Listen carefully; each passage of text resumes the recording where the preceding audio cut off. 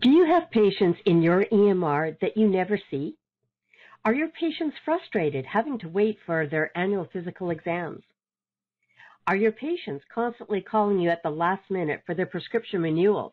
Again, are you prepared for physician panel management? We're going to talk about all of these questions to help you today. My name is Jean Eaton, your practice management mentor with Information Managers. Welcome to Practice Management Nuggets, webinars for your healthcare practice. My guest today is Stephanie Clack. She is the instructor in the Health Information Management Program at SAIT, the Southern Alberta Institute of Technology. Welcome, Stephanie. Thank you. Stephanie, I'm really delighted that you're here today. We're going to talk about great things about panel management and some skills for health information professionals and how you can get those skills into your clinic.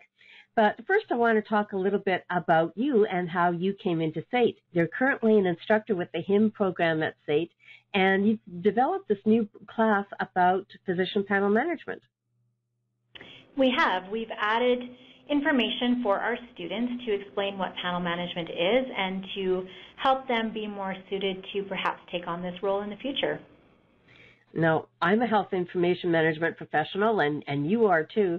So I think that this is a great opportunity for HIM professionals. So as a HIM professional, one of our domains of practice is to be able to extract data from patient information, to be able to demonstrate good outcomes. And this is actually applying it in the reverse so that we use the data so that we get better patient outcomes. Exactly. Traditionally in our field, we've been very focused on acute care settings. And we are very much seeing a role for those skills being applied in primary health in doing exactly what you said, almost working backwards through the process and helping to create data that's reliable for primary care as well as hospital settings. This is a big topic, and we're going to take a bite out of it today in this 30-minute webinar. First of all, Stephanie, can you help us understand why this came to be? What is the vision about the patient medical home in Alberta? Sure. We, from a HIM perspective, actually found this through Practicum experiences, and so we started to learn more about it ourselves and have realized that the goal of the government and our health system in Alberta is to make sure that every patient has a medical home where they can feel comfortable with their care, where they have an assigned family physician as well as other care providers who might be part of a team, where they can go and feel like they can get the information that they need and the care that they need, and that they have that one source of information. And that's a goal within the province, to ensure that patients are all within a medical home and that that medical home is defined for both the provider and the patient. We want to make sure that everyone has a family physician that can be that gatekeeper to the rest of the healthcare needs. Why is it important that physicians know who their patients are? It's important for a number of reasons, but most importantly, to ensure that you have your patient roster correct allows you to make sure that you are providing the best care for each individual patient. If you have patients on your roster that you're not seeing, who are not affiliated with your home, or if the patient has somehow fallen through and doesn't know what their medical home is, there's a big gap in care for that patient where there could be things that they are missing that we could be proactive in and prevent future health problems if they're getting the correct care. Panel management comes from the vision or the goal about having a patient medical home for each patient. What is panel management? Panel management is actually it's a big idea, but ultimately it comes down to providing that proactive care for each patient. So panel management is looking at your patient roster, determining the needs of each patient, and then really panel management can look like whatever your practice needs it to look like. It could be a small implementation with just screening maneuvers, or in some primary care networks, we've seen very large implementations where they are using the data to make planning decisions even. So it can be as small or as big as you need it to be. Okay. So panel management in a clinic environment, what type of day-to-day activities would a clinic manager or a panel manager be doing to promote panel management? The first step that you have to take is what's called panel identification. And so within a clinic, either a clinic manager could do this, or if you decide to hire a panel manager, that's the first thing you need to do. So you need to go through your panel and actually identify who your patients are. So that could involve contacting them if you haven't seen them for a certain time period to see if perhaps they have moved to another family doctor, or perhaps they've moved out of the city. In some cases, maybe they've even passed away. So you could have this whole list of patients and you don't actually know who is actively visiting you.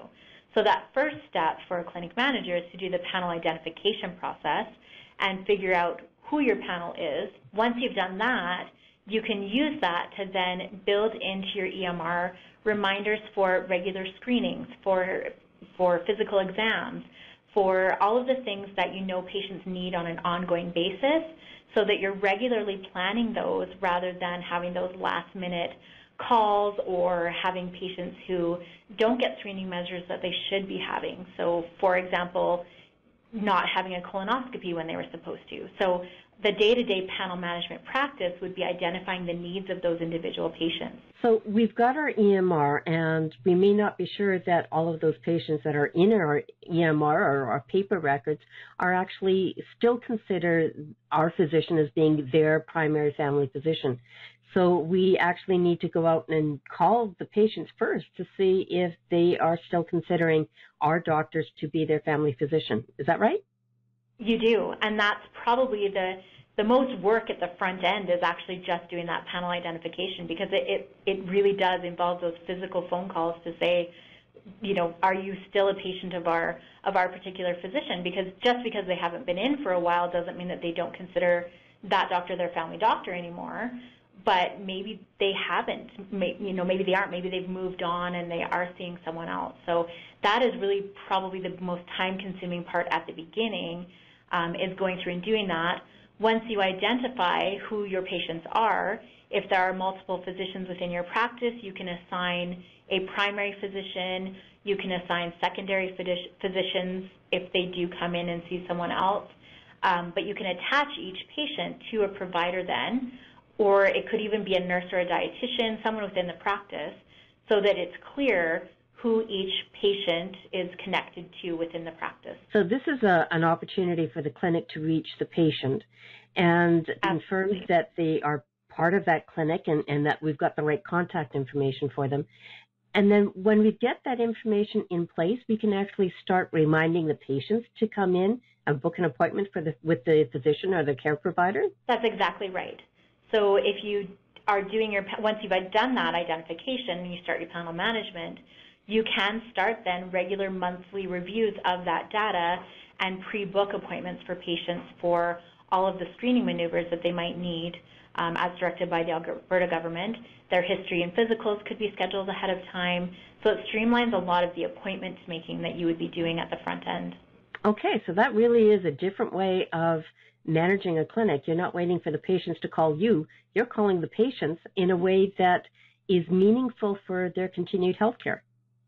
Exactly. It's a much more proactive approach. This requires some different skills for the clinic, and you talked about a panel manager. So what is a panel manager? A panel manager basically would be someone hired into either a clinic or sometimes primary care network, where this is their day-to-day job, is to manage the patient roster, and they work within the EMR to create those reminders and appointments. So what you can do is you can actually create a reminder for an upcoming screening maneuver that might be required, so that the next time that patient comes in, you can have a reminder there for the physician, who can then generate the required requisitions or referrals that may be needed and send them with the patient. And so you can have that set up ahead of time, so that as the patients are coming in for other appointments, you're already setting them up for the next set of screening measures that they may require in the future. In larger practices, panel managers even go on and do a lot of analysis of that data. So you can actually start to manipulate the data and look at outcomes, patient outcomes related to that. So it just depends over time how far you want to take it, but there is the potential in larger clinics or primary care networks to expand that role into even looking at the data and what it means to your practice. People that are currently in clinics now may learn these skills to be able to do this. It may actually require an additional staff person within your clinic to do that. And we're using our staff time in different ways, making these phone calls and reaching out to patients. So how do we get compensated for that? I think ultimately the best compensation will come through cleaning up that patient roster, you have that more reliable funding source. If you have 30% of your patients, say, who are not actually active patients, they're not coming into your clinic and they're not seeing you, you're not billing for them. So while there might not be that upfront incentive, as you clean up your panel and as you implement these measures to get patients in for their screening, which a lot of patients aren't currently doing, you will see that through being able to bill for those visits. You will see the ultimate outcome of an increased, more reliable billing source. We still are going to be doing fee-for-service payments for the patients when they come in to see the physician or their other healthcare providers. But because we're getting patients coming in on a more regular basis, on a predictable basis, then our billing is a little bit more predictable too. Exactly. Some studies suggest that as many as 2/3 of patients are not getting a regular history and physical, for example. So if you could go through your panel and identify all of those patients who should be coming in yearly, if only 1/3 of your patients are doing that, that's 2/3 of your patients who are going to make an extra visit per year for a history and physical. If a lot of your patients aren't currently getting their screening maneuvers completed, those visits to set up those maneuvers and to follow up on them will become a much more reliable, steady source of billing. All right, so we've got an opportunity to do some housekeeping. We've got patients coming into our clinic on a more regular basis. And then the physicians and the healthcare providers are learning more about what these ASAP screening measures are. Can you tell us a little bit what those screening measures are and who creates them and what a clinic needs to do to implement them? Sure. So the ASAP screening maneuvers, ASAP stands for Alberta Screening and Prevention Initiative. It's a set of guidelines that the Alberta government has set up for things that should be implemented at certain ages for each patient for preventative care. So there's a new menu that has been released. They update it fairly regularly. It's always available through TOP, Towards Optimized Practice. They have a lot of really great information around panel management and screening maneuvers. Basically, it's a list of tests that should be completed by age group and how often they should be completed. So some of them are as simple as, for example, a patient should have a blood pressure taken at a minimum of once a year. Some of them are more detailed, for example, certain diabetes screening tests, cardiovascular screening tests, things that should be done between certain age ranges, colonoscopies, pap smears, etc. And so they have guidelines in place where ideally each patient would be having those screening measures at the provided ages to prevent and identify health problems as early as possible. Okay. So those are available from the Alberta Medical Association, from the TOP program, the Towards Optimized Practice program. Absolutely. Okay, and some of them integrate into their EMRs in some form or another, and sometimes it includes laboratory test results and other types of indicators for the patients. Exactly. And so you can work with your vendor for your EMR to help you build in some of those things. And for example, like a tobacco use assessment can be built right into your EMR, where once a year you're supposed to check in case something has changed for a patient. So once the patient is over 18, you should be once a year going through this tobacco use assessment, for example. And that can be built into your EMR, where when they're sitting with the physician, or maybe it's the MOA even before the visit, you just go through the checklist and follow up on those maneuvers that they might need done. So some of these can be built in. Others you could build in a requisition, for example. So their colonoscopy guidelines would say that you should have one at age 50. And so you could build in the requisition right into your EMR so that as the patient and physician are talking about it, they can print that off and take it with them, and then the colonoscopy can be booked. Okay. So there are a lot of moving parts to this panel management. So there are some resources to be able to put that in place. We've talked a bit about TOP.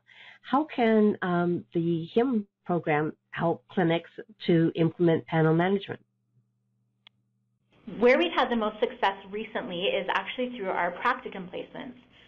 In second year, our students complete what we call a project-based practicum, where we send them out into various healthcare settings and they will complete a project for a clinic. So as I mentioned earlier, one of the ways we started to find out more about panel management was actually through our practicum placements.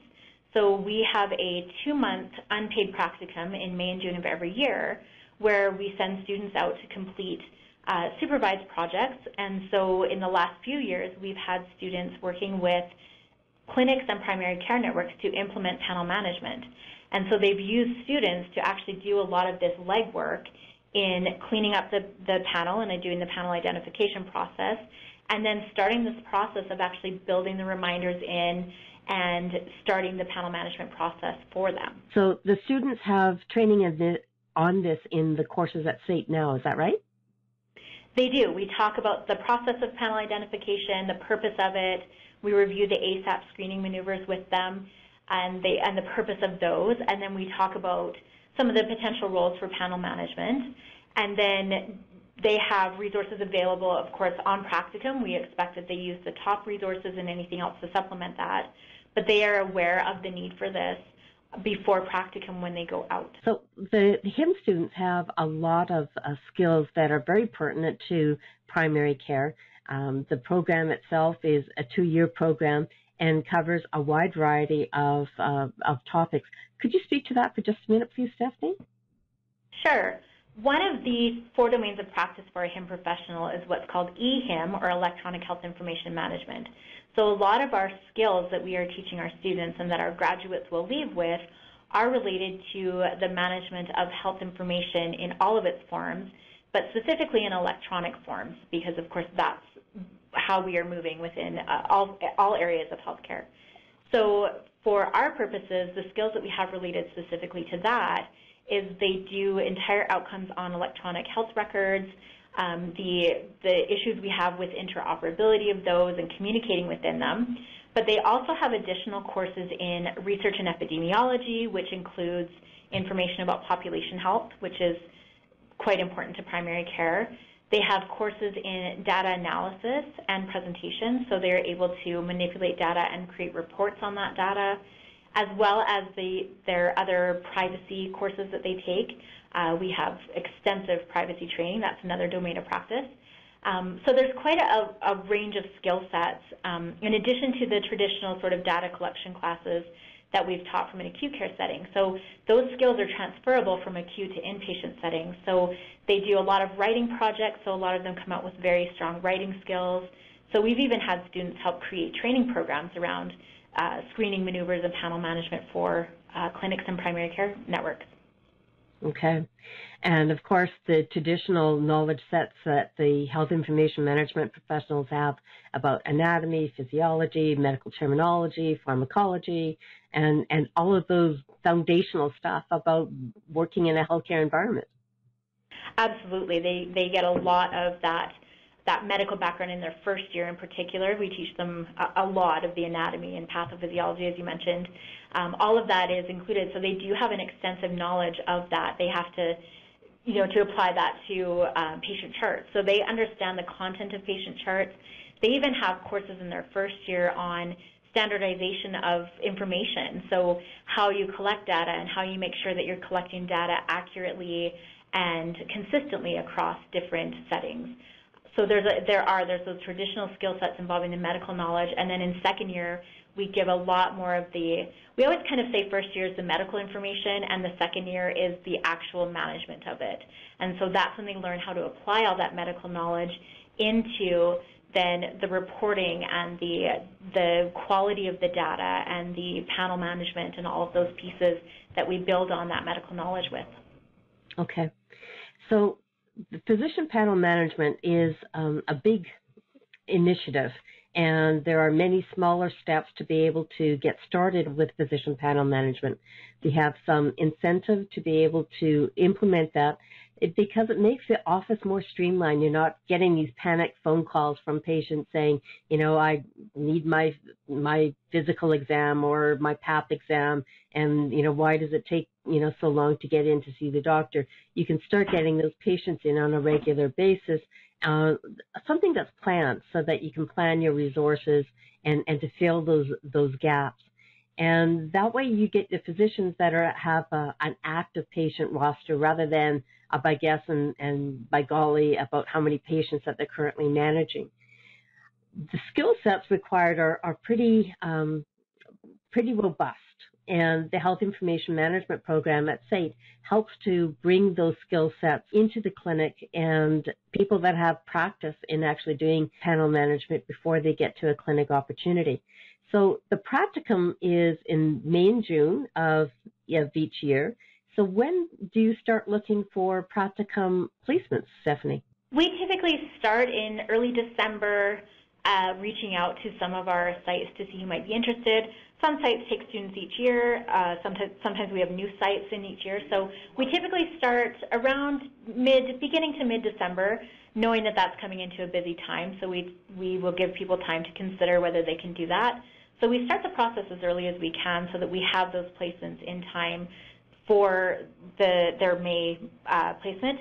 We also start early because we are absolutely open to sending students across the province. So we don't just look for Calgary placements because we're in Calgary.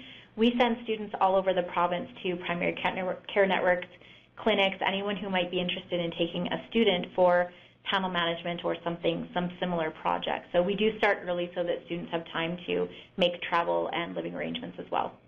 Okay. So the students are learning about panel management at SAIT during the classes.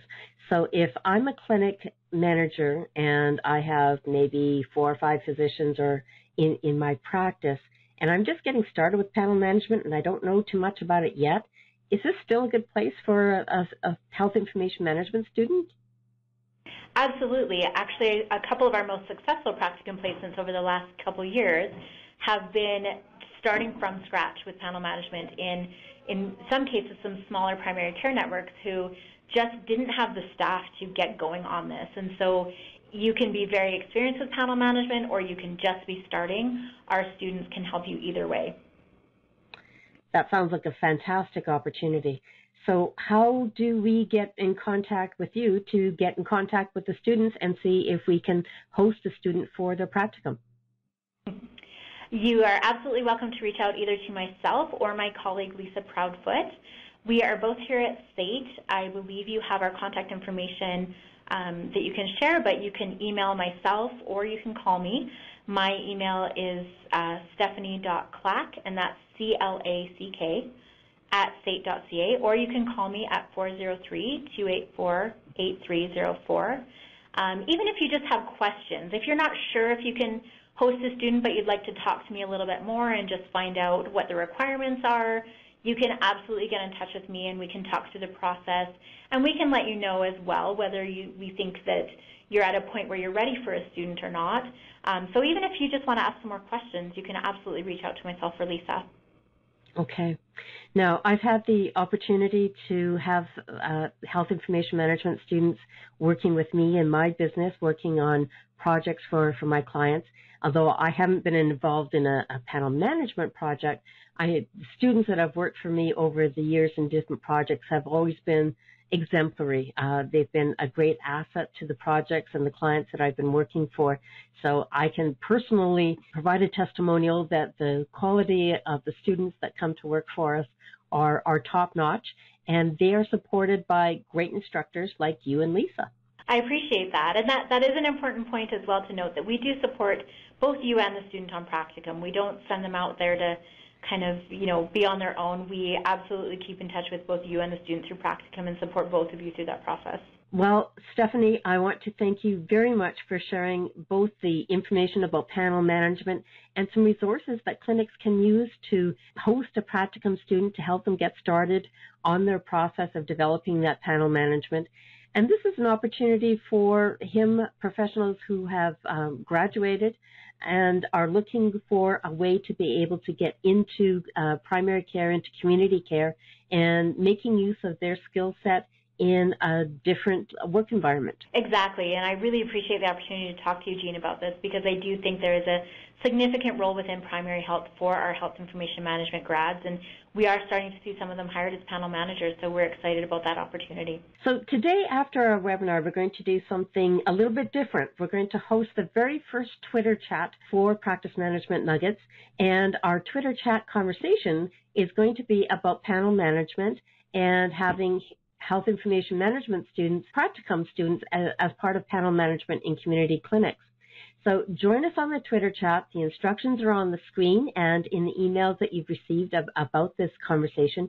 And if you're joining us later after the Twitter chat has closed, you can follow the hashtag on Twitter, even if you don't have a Twitter account. And you can watch the transcript of all of the different questions and answers and comments about panel management and about health information management students in their practicums for panel management projects and other projects. This is Jean Eaton, your practice management mentor, thanking you for joining us today, and we'll see you on the Twitter chat.